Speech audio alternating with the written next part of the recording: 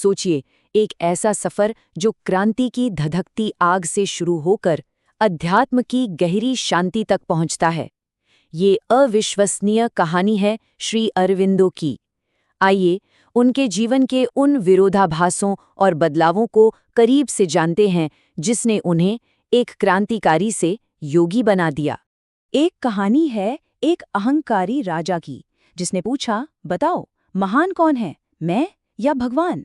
तो उसे एक जवाब मिला, महाराज, महान तो आप ही हैं। आप किसी को अपने राज्य से निकाल सकते हैं, पर भगवान नहीं। ये जवाब श्री अरबिंदो के दर्शन की बस एक छोटी सी झलक है। तो चलिए जानते हैं कि आखिर कौन थे श्री अरबिंदो, जिनके विचारों में इतनी गहराई और इतनी ताकत थी।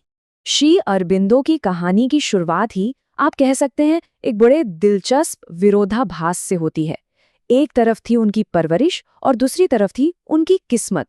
उनका जन्म हुआ कोलकाता में और उनके पिता डॉक्टर कृष्णधन घोष पश्चिमी कल्चर के इतने बड़े फैन थे कि वो अपने बेटे पर भारतीयता की जरा सी भी परछाई नहीं पड़ने देना चाहते थे। उनके मन में अपने बेटे के लिए एक बिल्कुल ही अलग दुनिया का नक्शा था।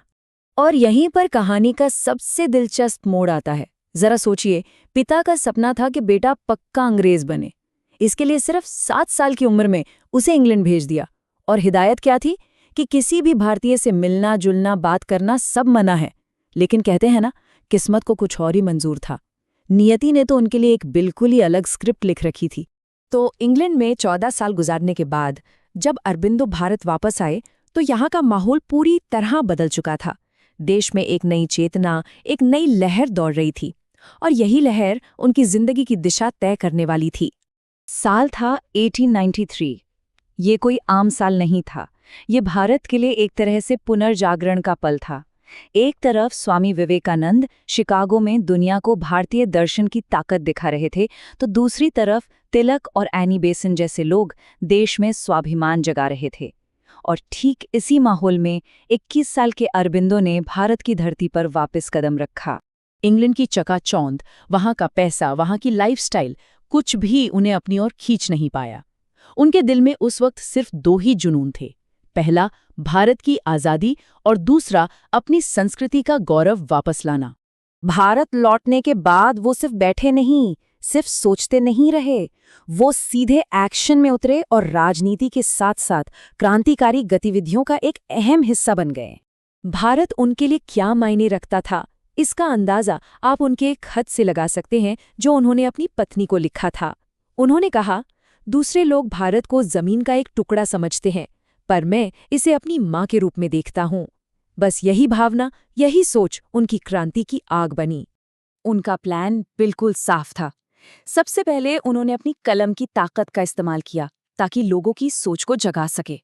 फिर वंदे मातरम अखबार के जरिए वो क्रांति की आवाज बन गई और देखते ही देखते 1903 तक वो सीधे तौर पर क्रांतिकारी एक्शन का हिस्सा बन चुके थे।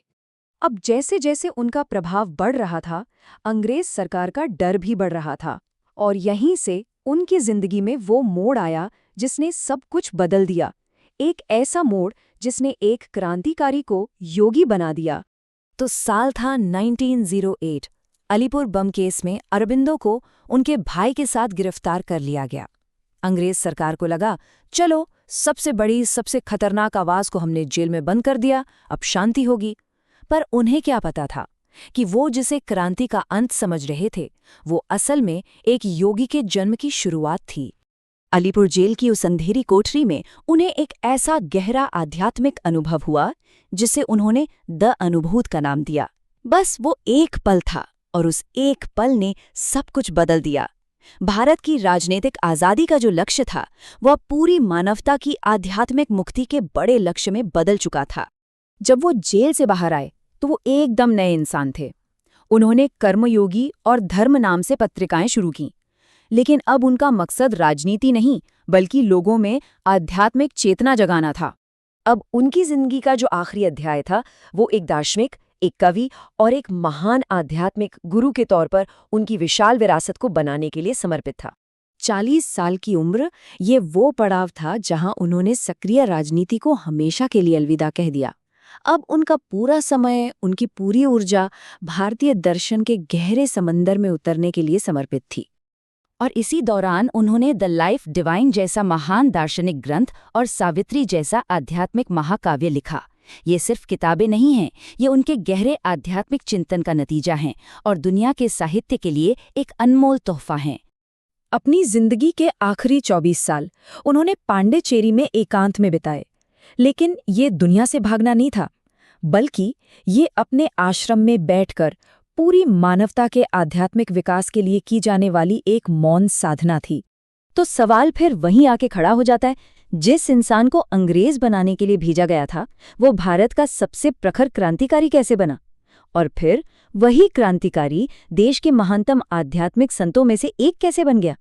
शायद इसका जवाब श्री अरबिंदो की इस अनोखी यात्रा में ही छिपा है, जो हमें बताती है कि एक इंसान के अंदर बदलाव की संभावनाएं कितनी अनंत हो सकती हैं।